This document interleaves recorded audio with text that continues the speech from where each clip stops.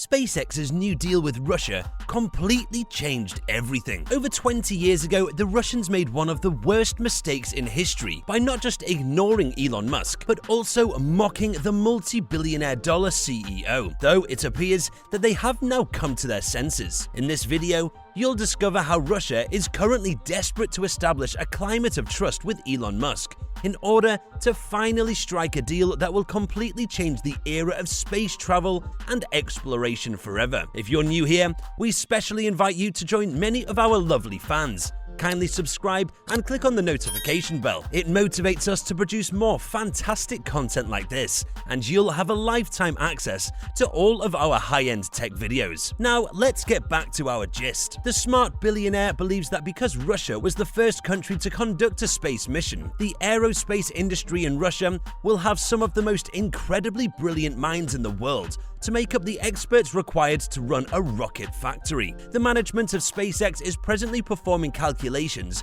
to evaluate whether the project will be viable in the long run. But you'd probably be wondering why Musk accepted Russia, despite his previous turbulent experience with the country. For the fact that Russia's aerospace program appears to be non-existent at the moment, Elon Musk feels that the country still has a lot to learn about spaceflight operations. Elon revealed to a video audience at a Russian aerospace conference that since SpaceX has already built production sites in the United States and China, it plans to take its factories to other countries across the world. The Russian Ministry of Industry and Trade has responded with an invitation, and the invitation reads, "Dear Mr. Elon Musk, we are glad that you are considering establishing a factory in Russia. In any case, we have a variety of state support measures in place for local, original equipment manufacturers. Come see us, we'll talk about it more." Despite the fact that Russia has a long history in space exploration, the country has made relatively little investments in the electric vehicle business. As a matter of fact,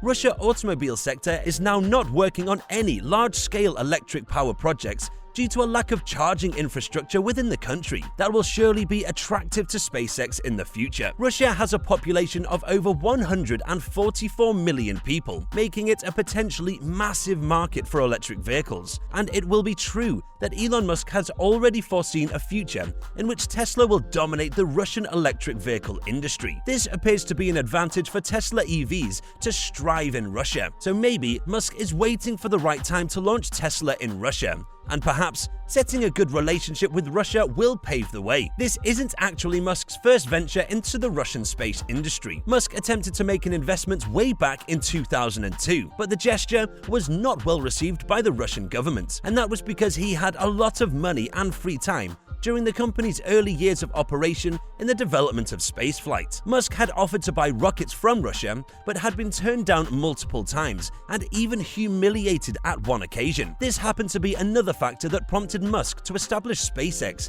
to develop his own rockets. However, it appears that the tables have turned dramatically in Elon Musk's favor, and he now holds the cards of any potential relationship with Russia. This verifies the adage that when success finds you, people will become interested in you and your business. And that's what played out in the case of Elon Musk and Russia. Again, according to insiders, Russian space agencies are pleading with Musk for investments in Russia's aerospace industry. Dmitry Rogozin, the head of Roscosmos, recently contacted Elon Musk via Twitter, inviting him to have tea with his family. He even added in a tweet saying, "As part of the crew, we intend to send a cinematographic group from the main television station. It is our responsibility to communicate the truth about manned flights." Dmitry Rogozin also sent another tweet expressing the constant risk and enormous emotional effect that all spaceflight organizers face, and at the same time inviting him again to Cosmodrome.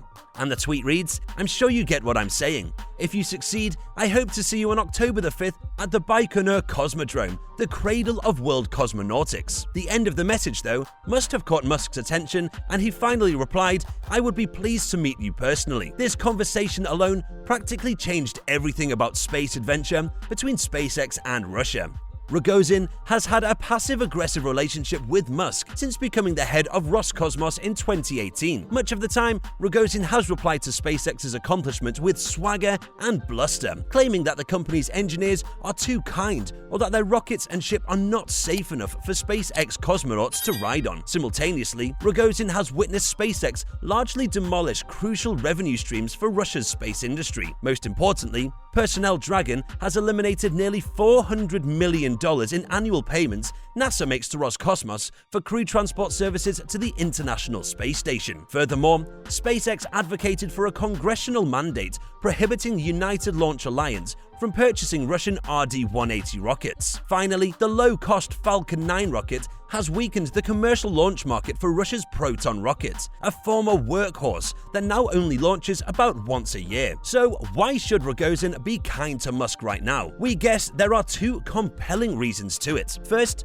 if Rogozin could persuade Musk to pay him a visit in Russia, he and the country's space program would be able to bask in his reflective glory. Musk has a profound admiration for Soviet rocketry. He just spent an hour at SpaceX's headquarters with Sergei Korolev's grandson. During such a visit, Musk would surely compliment Russia's space program, and Rogozin may project himself as an equal by meeting with Musk. This would be valuable publicity for both him and Russia's struggling space program. United States and Russia have traditionally competed in the space race, resulting in huge breakthroughs in the space industry. However, with the rise of privately held companies such as Blue Origin and SpaceX in this recent time, the space race is transitioning into a venture between private companies and nations, particularly Russia. Secondly, there is no way a company like SpaceX, which grew from a scrappy startup to a highly competitive company and now outsmarting older and presumably more experienced companies in the space industry, can function without drawing certain local and foreign interests. Take, for instance, to secure the contract to create the NASA's Human Lander system,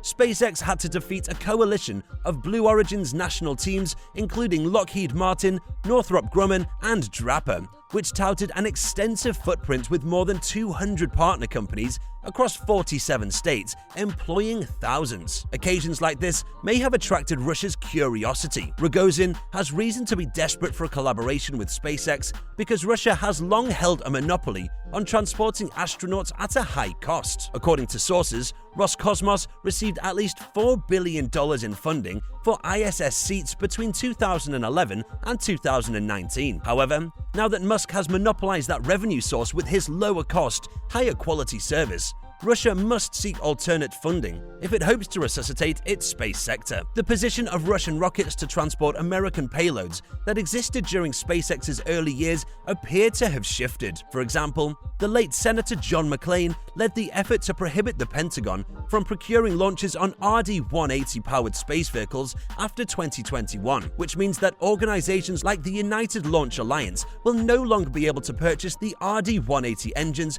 for use on the Atlas V rocket. This explains why the United Launch Alliance has partnered with Blue Origin to power the Vulcan rockets with their BE-4 engines, which are still in development. Rogozin's invitation exemplifies how terrible things have got for Russia's space industry. From a country whose space agency once led the race to space, becoming the first to fly astronauts into space approximately 20 years ago, to a country forced to watch from the sidelines whilst other companies dominate space travel and exploration. Rogozin made this spectacular statement about Elon Musk in an interview. "We respect him as an organizer of the space industry and as an inventor who is not afraid to take risks." And Musk responded by expressing this kind gesture, saying, "To be a guest of my family." His passion was obvious as he spoke about how Russia and SpaceX will work together to explore the universe, search for extraterrestrial life, and use space to help save life on Earth from extinction. Hope you enjoyed the video. Do you think it would be a good idea if Elon Musk and the Russian Space Agency